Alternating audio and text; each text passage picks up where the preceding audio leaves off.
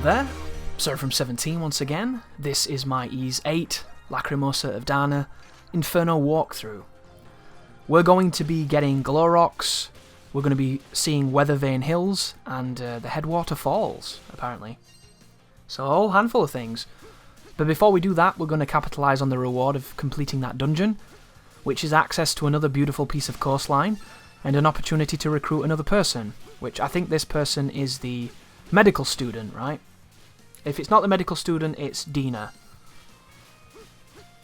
But I can't quite remember, as I get some coconuts for later on that I'll probably never use, but it's always good to grab things. Right, some resources.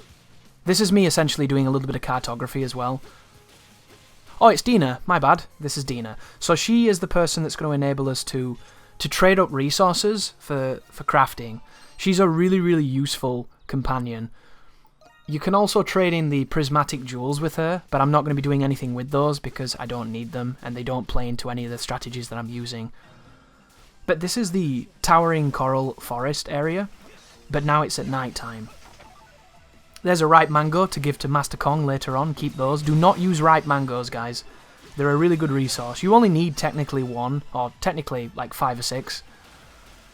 Because you can save scum the fights if you fail. But there's nothing worse than giving him a ton of fruit and watching that cutscene repeatedly. And if you have no idea what I'm talking about, the joy is ahead of you. But when you do a location at night, it changes what's there. It changes the baddies. It changes a lot of the drops, a lot of the resources that can be accrued. And there tends to be ensembles of really strong enemies, like just then. A bunch of those sea lion guys just like hanging around. I don't know why you would ever fight those enemies. Luckily right now, I think we're about equal to their level or even higher. But I am not messing around here, guys. What I'm showing you right now is a path to get the resources for the glow rocks. So do you remember on the previous video when I mentioned that if you go up the vines where the grip gloves were, you'll find 2 opportunities to get glow rocks? That's what I'm showing right now. So jump past the crab. Huge enemy crab. Weak point on his belly. Hit it to cause massive damage. And then when you come over here, if you drop down, you can climb up directly in front of you up these vines and then continue with the level. However, because the shortcut isn't open, this isn't going to work until we've opened the shortcut. But traditionally, once you come up here, you can walk across the shortcut that we're going to be opening. That should be open technically, because why does the state of the dungeon revert back to normal just because it's night time? I found that to be really stupid. But if you look on the minimap, this is the best way to do it, guys. On the minimap, the resources are all signified by different icons. So if it's a fruit or a plant, it will be symbolized by something that looks a little bit like an apple. And if it's a resource or a mineral, it will be symbolized by something that looks like a rock. So if it's a leaf or a fruit, it's going to be what it looks like. But if it's a rock, it's going to be an opportunity for glow rocks. And because the shortcut isn't open, I have to go the normal route through the level. So down here, we got 1 glow rock off that, which was cool. It's completely random, guys. Sometimes you can get 3. If you get 3 glow rocks, you did real good, even though technically you did nothing. The game was just being kind. But that's what you're looking for. And then these fish down here, because they're weak to slash, Force Edge is going to give you an incredible slaughterfest. Look at all the murky mucus as well. It's almost like we're a Darksidefill's throat, just full of the stuff, right? But when you take that back to your camp, you can now, because of Dana, you can level that stuff up into resources. So if you're a little bit low or behind on your weapons, you can now fix that. But there's a couple cutscenes here, speaking of Master Kong. And I really like the attention to detail in this game. The first time I played this game, I was really curious as to what that crazy looking, anthropomorphic monster was. And then it turns out, when I played the game again, watching that cutscene, it's clearly Ricotta's master. And I just never cottoned on when I was first playing through the game. And there's lots of little touches like that. Later on, the Nameless Ripper, the murderer that's going to start causing chaos, there's a moment where, when you're in Slam Jungle, you can see his model, but because you're not too familiar as to what he looks like, it's hard to discern who it is. But because I know who it is now, I can see it, and there's lots of little touches like that for the observant player to spot, so I really appreciate that. That's the first shortcut. Get used to bullshit wasps here, guys. The wasps can sting you when you're climbing, which is the dumbest fucking design, and I really hate it. You can also jump past this. You don't need to use the item to get rid of it, which is what I'm going to do. And then in here, as you can tell by the map, directly north of me, there's an opportunity for a glow rock, so slam it, see what you get. I got a strange mess and then nearly got gangbanged by wasps. It's pretty cool that this difficulty is called Inferno, and there are opportunities in this game to have so many enemies on the screen that it really reminds me of Earth Defense Force, which was the first game that I saw that had an Inferno difficulty. And if you've ever played that game on Inferno, you'll know exactly why it's called that, because you spend the entire time getting completely gang raped by every single insect on the planet at the same time, while you try to shoot rocket launchers at them without killing yourself. Very fun game, I recommend it. But save a lot as well, guys. Saving here is key to not getting frustrated. Like, if you want to Iron Man this and be super cool and be patient with the mechanics of jumping on vines that make you fall all the time, feel free to do it. But as you saw just then, I was saving a whole bunch to get through this because I'm just not interested in stupid pedantic falls. Like, I think the climbing is the worst part of this game, I really do. There's so many good things in the game, but the climbing isn't one of them. Like, look at that. That was a mistake then. I was trying to jump up, and I jumped off to the right and somehow made the jump. I created speedrun technology because the game didn't do what I wanted it to do. I suppose you could use some of the techniques to get extra height and things to completely skip those moments, and that's probably what a lot of people end up doing. At this moment in time, I wasn't really showcasing too many of those, and I'm only going to showcase one of them later on when we get Ricotta, who is one of the rare JRPG young girl characters that I don't absolutely hate. Because considering that, you know, my childhood was full of JRPGs, you'd think I'd be more fond of annoying little girls, but I just don't. I don't have the gene.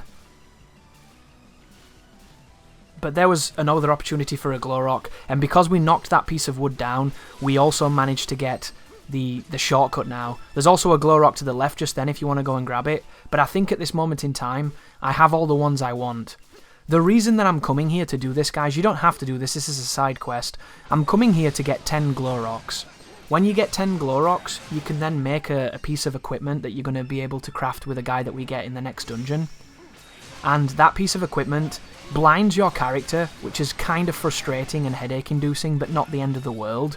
But it gives you 75 strength. And it's a bracelet, so you can still have 2 equipment slots as well.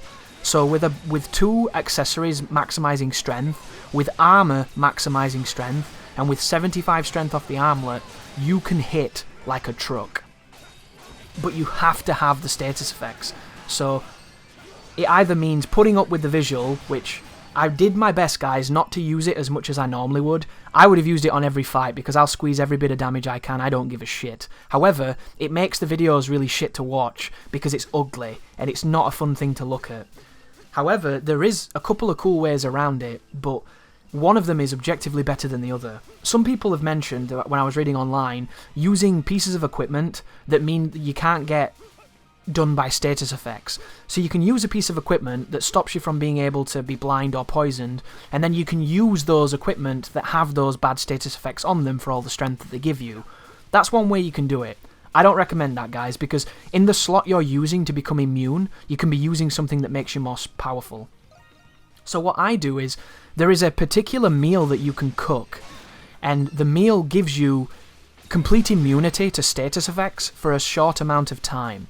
There is a quite a small amount of time one, and then there's a much longer one. There's 2 versions, 2 efficacies of it. One that's not as effective, one that's more effective. If you cook that meal and then use it before a boss, you can carry the 75 strength and the blind status into the boss fight, without the malady on your character. And it's the best way to capitalize on the strength without having to stare through a keyhole at the fight. And I will be doing that quite a lot. However, because I'm used to staring at that horrible screen, if you really want to maximize damage, instead of doing that, you want to cook the food that gives you extra damage. So not only can you stack every single piece of equipment with strength, but you can also then give yourself a strength buff with food. And that will be the most damage you can do outside of over-leveling. And it gets pretty crazy once you have the right gear on. And it's exactly what I'm going to be doing, guys, because that's the way I like to play. And when in doubt, try and get more strength. That's kind of my mentality. People will probably wonder or watch the videos and say, I'm doing way more damage than they're doing. I must have farmed strength vials or whatever they call them, the strength ups. I don't even know how to farm strength ups, but I still foresee this being a comment that somebody leaves somewhere. I got the true ending of this game, beat everything in it, had a really, really good time, and I still couldn't tell you how to get that particular tonic. I know how to get HP up and defense up because I trade those aura feathers towards it, but I never found the strength one. And if I had, guys, I would have had 90,000 strength. I'd be killing things in one hit, but I didn't. So as much as it's fun to denigrate the achievements of others, even though all I'm trying to do is help people, I did not farm strength ups. I just did every single other thing I physically knew how to do to make myself stronger. And I imagine if I really wanted to focus on strength the way I'm going to, I should have probably played a character that has more innate strength.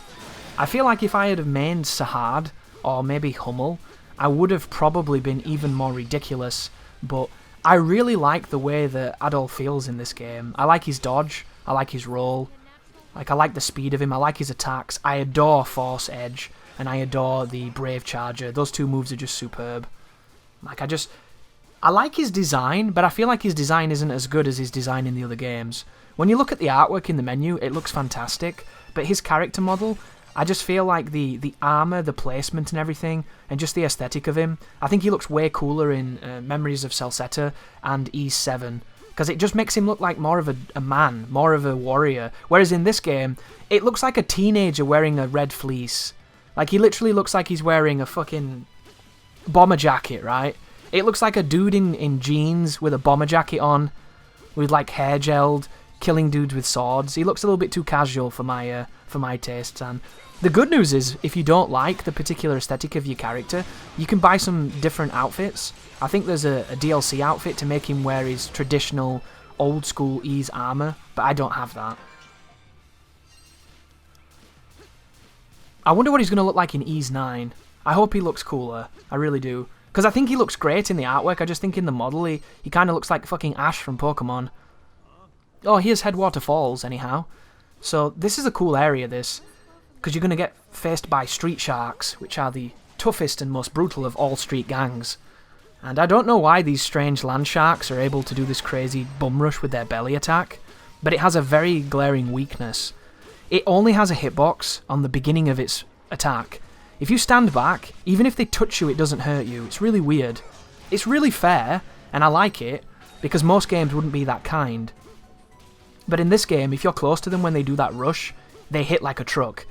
I think at this moment in time, they're a one-hit kill on my character. So be very careful of this enemy. However, you need to remember this cave, because later on you're going to get the ability to go underwater and not worry about drowning. And in this zone, I believe you can get some pretty cool items. There's a couple of resources you can find, which is really, really nice. You can also get a recipe, but I don't think the recipe is as good as what we'll be using.